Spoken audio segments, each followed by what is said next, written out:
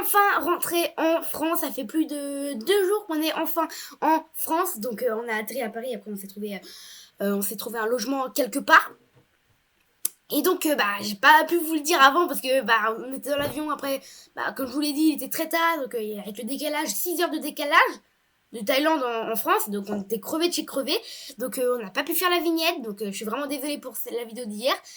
Mais comme je l'ai dit dans l'avant-dernière vidéo, je suis partie en France et là je suis enfin, donc c'est très très cool. Vous voyez déjà le décor il a changé là.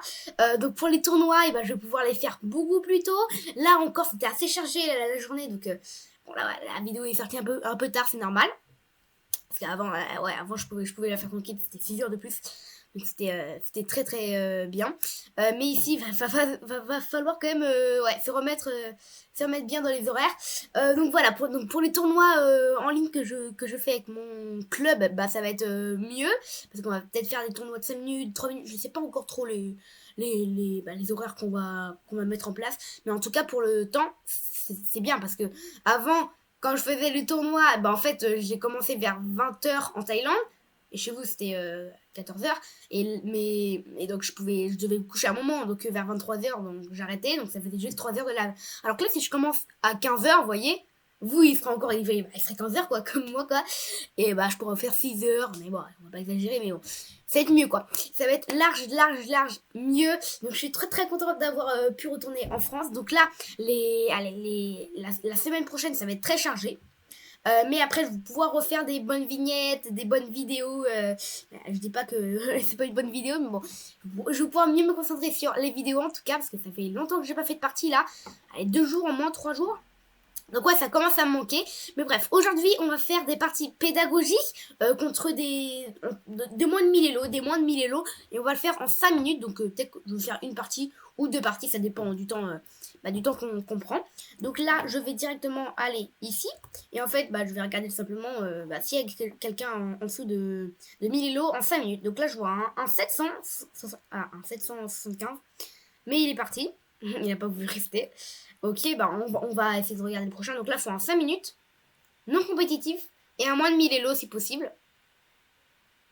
Donc là, à chaque fois, c'est 3 minutes. 3 minutes, c'est connu. Si c'est 3 minutes plus 2, je pense que ça peut aller, mais on va essayer quand même de trouver un 5 minutes.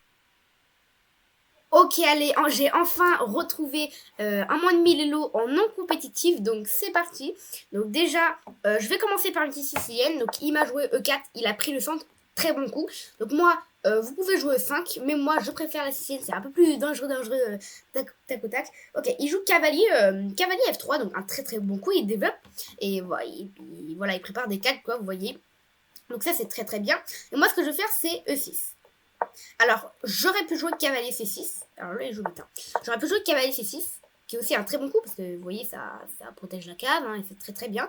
Mais E6, c'est la théorie. Et faut pas comprendre pourquoi, c'est juste parce qu'après D4, je peux prendre, vous voyez, s'il prend de la dame, je joue cavalier C6. S'il aurait pris de la dame, j'aurais joué cavalier C6 et j'aurais gagné un tempo. Et je me serais développé en même temps, vous voyez. Donc, prendre du cavalier, c'est très bien.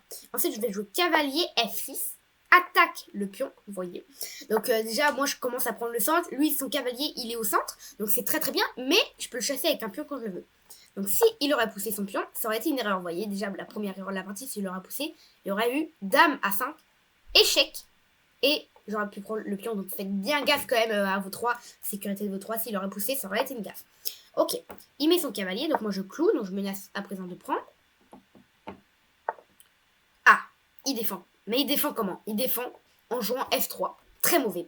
Parce que là, déjà, ça ouvre la colonne sur son roi. Et c'est très, très, très, très, très mauvais. Donc déjà, je pense que déjà, j'ai un gros avantage, là. Parce que vous voyez, j'ai l'impression que je peux faire, par exemple, fou prend, pion prend, et bim, cavalier prend. Et sur pion prend, bim, dame là, échec. Et si son roi s'en va, je peux prendre là encore. Oui, je peux faire des dingueries comme ça. Et bon, je vais pas chercher trop compliqué. Parce que c'est quand même 5 minutes, il n'y a pas de rajout. Et je vais tout simplement... Alors, je prends. J'ai trop envie de prendre, mais je pense que c'est dangereux. Donc, je vais juste développer. Donc là, j'attaque le pion. Donc, en beaucoup, ça aurait été ces cavaliers-là. Mais ok, il fait pas. Donc là, j'empêche, vous voyez qu'elle est là. Donc je prévois les coups qu'il peut faire. Donc il développe, je développe. Ok, bon là, un coup encore un peu mauvais quand même. Là, vous voyez, il fait petit roc, mais il pense pas à la suite. Il se dit pas, bah, s'il fait petit roc, qu'est-ce qu'il pourra faire? Là, par exemple, je vois que je peux jouer. Que son cavalier, il est un peu attaqué. Mais qu'en même temps, bah, il y a son fou qui est pas protégé, vous voyez. Et je me dis, tiens, dame B6.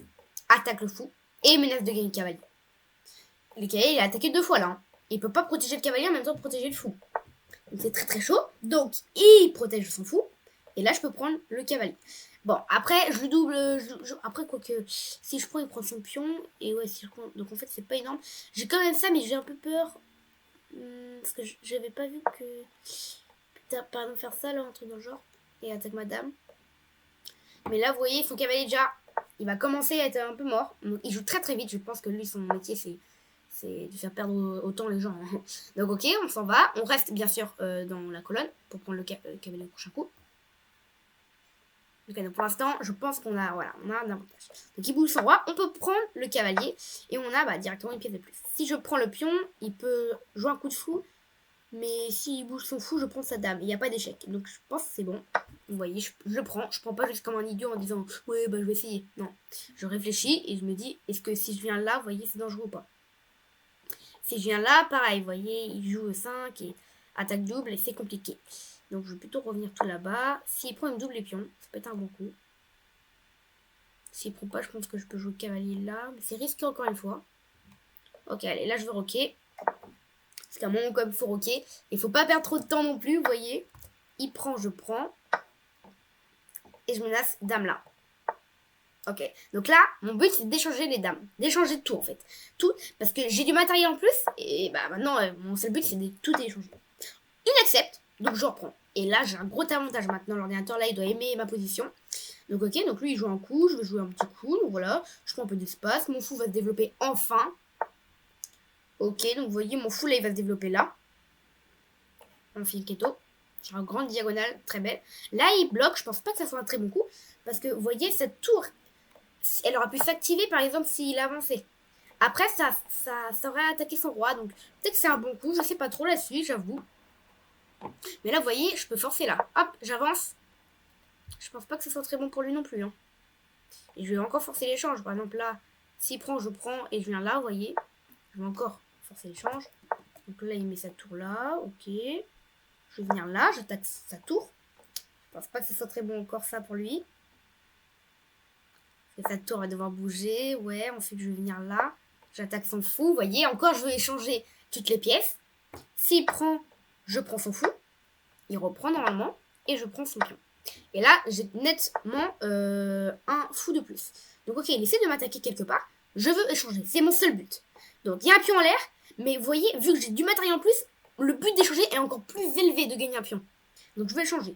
Donc s'il prend, là par contre, c'est vraiment pas du tout bon, même pour lui. S'il prend... Ouais, là c'est pas du tout bon. Parce que je reprends. Maintenant je me laisse échec et mat. Et je peux tout faire en fait pour faire échec et mat. Alors, hop, je viens là. Il peut pas bouger sa tour de la diagonale, sinon je le mate. Donc ça, c'est très très utile. Donc là, je vais venir là. Vous voyez, encore le même thème. Il peut pas prendre mon fou, sinon il y a échec et mat. Là, très bien. Donc moi, en même temps, j'attaque le pion, mais là, c'est bien joué. Parce que du coup, là, maintenant, si je prends le pion, bah, il n'y a pas mat. Hein. Il peut se sauver. Ok, donc j'ai presque plus de temps, donc je vais commencer à jouer vite. Donc là, je bouge mon fou. Il attaque mon fou, je le replie. Ok. Ce pion-là, il va être en prise. Tac, je le prends. Ok, pour l'instant, ça marche. Pas trop de trucs graves, à part le temps. On manque de temps quand même. Mais je pense que ça va être bon. Donc il va bouger sa tour. Vous voyez, je l'attaque. Je peux prendre son pion. Ensuite, je viens là. Et je me laisse encore d'échanger les tours sur échec. Ça, c'est un très bon coup de sa part. Je vais quand même essayer d'échanger les tours. Il peut refuser. Hein. Ouais, c'est plutôt un bon joueur. Hein. Si je perds contre un Buffalo, là, je crie. Hein. C'est vrai que là, mon temps n'est pas de ma faveur, mais je pense que je vais le mater sauvagement. Et on le mate sauvagement. Énorme partie. Énorme partie, tout simplement. C'était très très beau. Donc maintenant, un petit bilan. Donc là, je vais tout vous expliquer sur cette partie. Je vais en faire qu'une. Et je vais me concentrer sur là-dessus. Et je vais vous dire tout ce que vous voulez savoir. Donc ok. Donc on va commencer. Donc je peux venir ici. Donc mon taux de précision n'est pas énormissime. Mais mon but c'est pas ça. C'était juste de jouer correctement sans trop de fautes. Est-ce que j'ai fait une gaffe? Alors. J'ai fait 0 gaffe. C'est le principal. Mais après un coup manqué j'aurais aimé ne pas en faire. Mais ok. Un coup manqué aussi. Alors on va analyser la partie tout entière. Comme ça, vous voyez. Okay. E4, donc moi j'ai joué C5, la sicilienne. Cavalier F3, donc là on développe. Donc moi j'ai joué E6, j'aurais pu jouer cavalier C6, vous voyez. Tout est de la théorie, hein. Comme ça, si pousse, vous voyez, je prends, il prend, je prends, il prend. Ça aussi c'est de la théorie, il me semble, avec de D6 à la fin. Ouais, ça aussi c'est pas mauvais. C'est pas mauvais, mais moi je connais plus E6. Donc ok, j'ai joué, donc il pousse, il prend le centre, très bien, il prend son cavalier, ok. Donc je développe, j'attaque son pion, il protège. Donc c'est pareil, s'il veut protéger par exemple le foula, c'est pas un mauvais coup ça je pense. Coup théorique. Et moi je pense que j'aurais continué par cavalier là ou foula. Je pense que les deux sont bons, hein. Foula. Ouais, les deux sont bons. Bon, foula c'est un peu moins bon. Ok, je pense que j'aurais continué par cavalier C6. Mais il a préféré protéger par cavalier C3. Donc un coup théorique, le coup le plus joué je pense. Hein. Ok, donc moi je développe mon fou. Je cloue le cavalier. Donc je menace à présent de prendre le pion. Et là, la plupart des gens jouent foula. Fou D3. Qui est un très bon coup. Le meilleur coup. Mais il a décidé de protéger par F3. Et comme je vous l'ai dit, ce coup n'est pas bon. Parce qu'en fait, ça ouvre la diagonale. Et c'est pas bon en fait. Parce que simplement, le roi, là, vous voyez, peut-être qu'il peut avoir un échec. Donc moi, j'ai fait fou prend. Mais le meilleur coup, c'est petit roc, a priori. Alors, le roc permet de sortir le roi du centre de l'échiquier tout en développant une tour. Ouais, mais je pensais qu'il y avait mieux à faire par là. Prise. Et là, est-ce que j'ai pas loupé cavalier prend? Ok, et sur pion prend, il n'y avait pas dame là? Si, il y avait dame là. Et s'il pousse, ouais. Donc j'ai vite, vous voyez à le faire, mais a priori, c'est pas bon. Donc heureusement que je l'ai pas fait. Donc c'était un peu ça mon idée. Donc ok, il a pris, joué de dame C7. Donc là, c'était gros avantage blanc. J'ai failli perdre quand même. Hein. A6, ok, il développe son cavalier, je développe le mien, tac. Et là, je jouais dame B6. Dame B6, cloue le cavalier et en même temps, attaque la tour. Donc en fait, quel est le pas bon coup? Parce que là, jusqu'à là, en vrai, il a fait que des bons coups. C'est là où ça a commencé à faire. En fait, le meilleur coup, c'est dame E1. Et a priori, en fait, ah oui, c'est ça. Et en fait, on va infiltrer le camp. Mais ça, c'est plus du niveau 1000, en fait. Même moi, vous voyez, je l'ai pas vu. Donc, ne vous embêtez pas trop avec ça. Moi, je l'ai même pas vu, donc vous pouvez pas trop le voir si vous êtes moins de 1000 élo. Petit roc, faut prendre, puis on prend. Ok, dame D2, dame D4, prise. Donc, prise, c'est une énorme erreur, parce que finalement, il échange. Alors que j'ai plus de pièces, vous voyez. Vous connaissez tous le foot. S'il y a beaucoup de personnes, par exemple, il y a 20 personnes contre 19. Si toutes les personnes s'enlèvent à chaque fois, à un moment, ça sera 1 contre 0 personne, vous voyez. Parce qu'il y aura une équipe qui aura une personne de plus. Et quand on les élimine tous, il n'y en a plus qu'une contre personne. Donc il peut marquer tranquillement, vous voyez. C'est un peu ça le truc. Donc c'est pour ça que moi, je veux tout échanger. Et normalement, quand j'échange tout, après, il reste que mon roi et une pièce contre son roi seul. On va dire que le roi, c'est un but, quoi. Donc là, vous voyez, j'ai tout échangé. Tac. Donc, vous voyez, j'ai même pas eu besoin de défendre le fou. Hein. C'était pas mauvais. S'il prenait, il y avait échec et mat en 1, bien sûr. Donc peut-être que ce que je me reproche, c'est de ne pas avoir joué assez vite. Mais bon, c'était pour vous expliquer, quoi. Donc en partie, j'ai essayé de jouer quand même un peu plus vite. Prise, ok, je viens ici. Ok, je joue A5, attaque la tour s'en va, je prends. Ok, et là, je me suis dit, bon, on va essayer de le mater sauvagement. Et en fait, je jouais F5 pour pas qu'il pousse, mais aussi justement pour faire rentrer mon fou ici. Et je me suis dit que ça pouvait être un bon coup, quoi. Donc, ok, donc à partir de là, j'avais plus que quelques secondes. Mais j'ai quand même réussi à le mater. C'est quand même une très très belle partie. En tout cas, j'espère que vous avez appris des choses dans cette vidéo. Donc, ce que je retiens. Donc, qu'est-ce que je peux pas faire voilà, moment fort. Tac. Ok, tac. Donc, d'abord, faites la théorie. En fait, il y a beaucoup de personnes qui ne connaissent pas la théorie et donc ils se font avoir juste à cause de ça. Mais juste à cause de ça. Sinon, au final, ils sont très très bons. Pour le savoir, vous allez dans... Si vous savez pas trop si vous êtes bon au final ou pas, vous allez dans... là vous voyez pas, mais je vais vous montrer. Bilan, enfin ici, voilà, en bilan de la partie. Vous allez tout en bas et vous voyez où est-ce que vous êtes le meilleur. Moi, je suis pas normalement extraordinairement bon dans l'ouverture. Là, j'ai un peu gaffé, vous voyez. Mais dans la finale, je suis assez fort en finale. Et on le voit très bien en fait. Là, c'est le milieu de jeu là parce qu'il n'y a pas eu trop eu de finale. Mais en finale, je suis très très fort. Et en milieu de jeu, je pense beaucoup plus fort qu'en ouverture. Et ça, vous pouvez le savoir. Donc, si vous avez le bilan de la partie limitée. Sinon, bah, chaque jour, vous calculez, enfin, vous faites 5 bilans de la partie.